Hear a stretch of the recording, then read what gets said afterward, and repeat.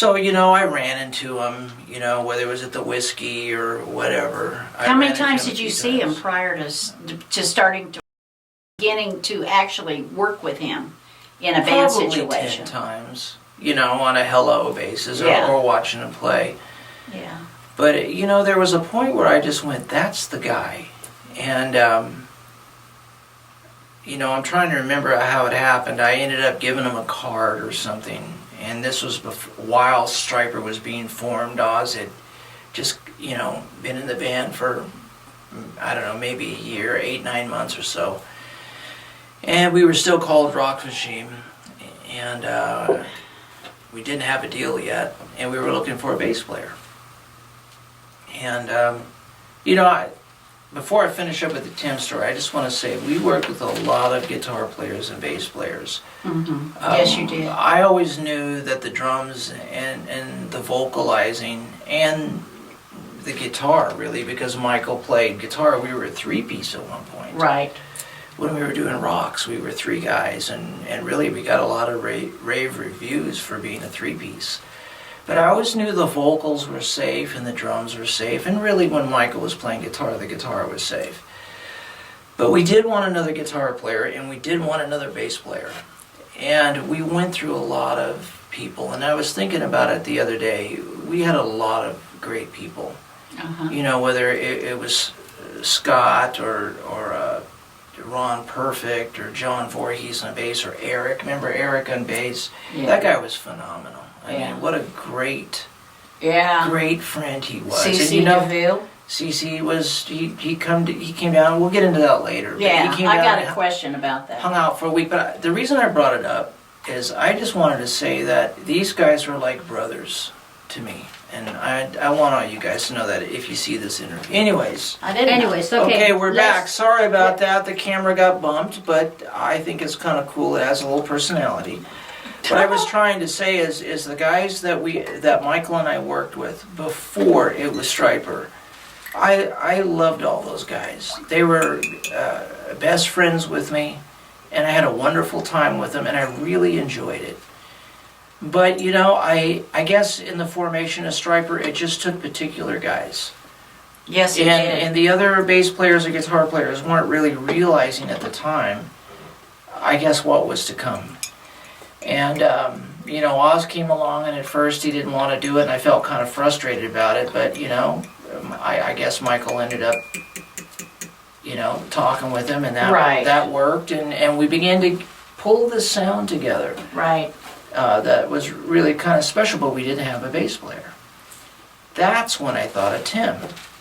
And I was talking with Tim the other day about it, and I said, man, I feel bad, if I stole you away from Stormer, because I think some of the guys in Stormer, especially the singer, whenever I've seen him, he's seemed really angry towards me, like, yeah, you're the guy that took our bass player. And Timmy told me, no, I quit Stormer. Mm-hmm. I became a Christian, and I didn't want to, partake in some of the things I'd been doing. And I never really knew that he had quit Stormer at that point. So he's all, no, you didn't steal me away from it. I was out of it, and when you got a hold of me, I showed up. Right. The only regret I had with Timmy was he cut his hair. When he first showed up, his hair was about to here, and I'm like, dude, you cut your hair, was at your waist, and this was the era where long hair was a big deal. Well, going way back, your grandmother used to bribe you and Mike to play and sing. And I remember she would encourage Mike to impersonate Elvis, and you'd get over on the drums, and you didn't really need as much encouragement as he did. But do you remember that? I don't know why he needed any encouragement. It seemed to come so easy. He was really young. I think he was like 6 or 7. Oh yeah, something like that. He was just a kid. But my brother, I don't think he realizes sometimes how my grandmother felt about him. And why do I say this? Because I had to hear it. So it's ingrained in my memory. And she used to brag about him so much. Like, look at him, man, he's got it. Wow, look at him. And, But she's incredible. And I'm a lucky guy because, I'm 52, and most guys, when they're my age, they don't have their grandparents. But I've got to have my grandparents. I'm left with one, my grandmother. And she was always real special. She helped get my first drum kit, and she was always there to encourage me. All my grandparents were. But she kind of played a special part in a way where she helped push me forward with drumming, and really Do you remember, not meaning to interrupt you, but do you remember when at one point during the disco days, she had you and Lisa and Michael singing three-part harmony? I do. Yep, and she was a great encouragement. She really was. And, I remember all the times, we come from a really musical family.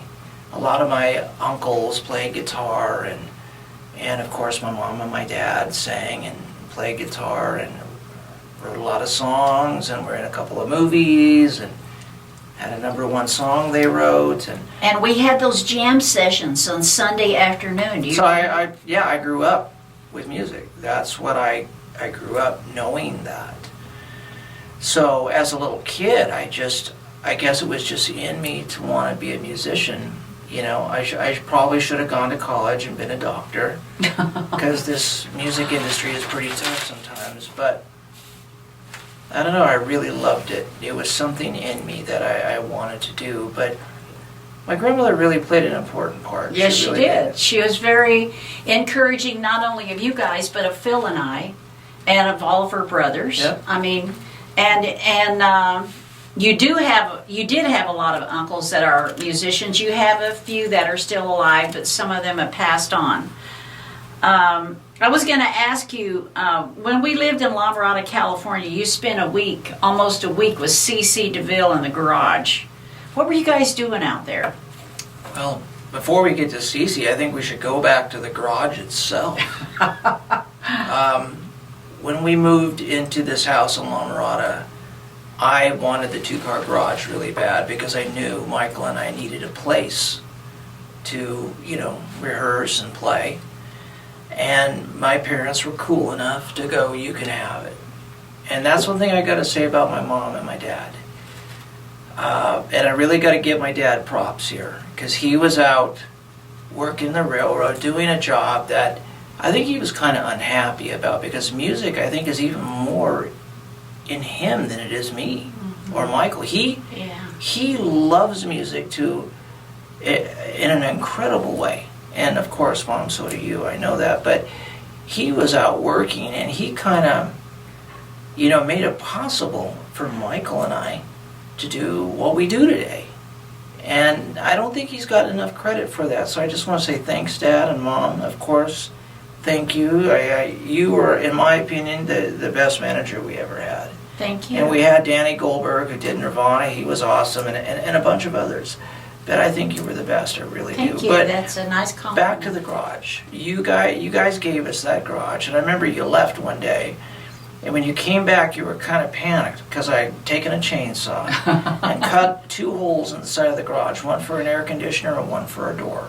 Yeah. And I remember building a double door and putting in an air conditioner. My grandmother gave me an air conditioner. And I went out and I dug in trash cans from a shopping mall that was being remodeled. And I pulled out a huge amount of carpeting and padding and tiles. And I mean, the walls must have been a foot thick in that garage. And then I overlaid them with sheetrock and painted it. So at one point that place was striped up. But at one point, just in a 2-car garage, we had 6 or 7 guitar stacks and bass stacks and a drum riser. And I built a drum riser that was 3 feet tall in a 2-car garage. Wow. And I don't even know how we did it. And yet, not to mention all those people that you packed in there. Yeah, at times. when the Stryper days came in the early days, there would be 50 to 100 people at one point piled in the garage and out on their front lawn in the driveway, and maybe another 100 more.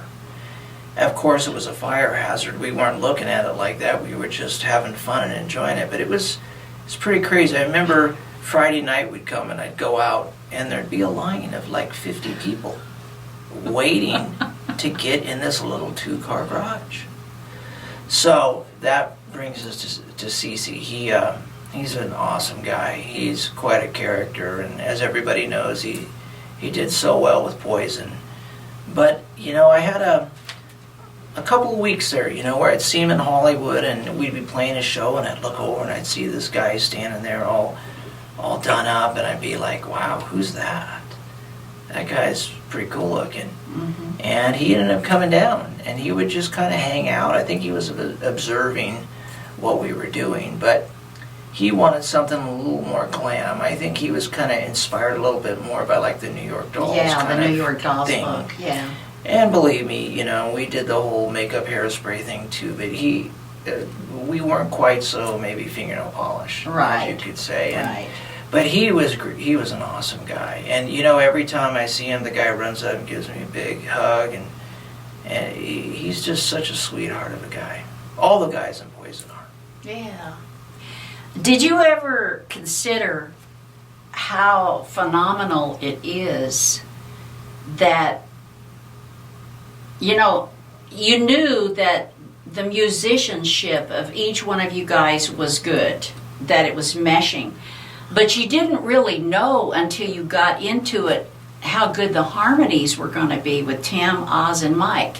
Did you ever consider or think about that in the early days?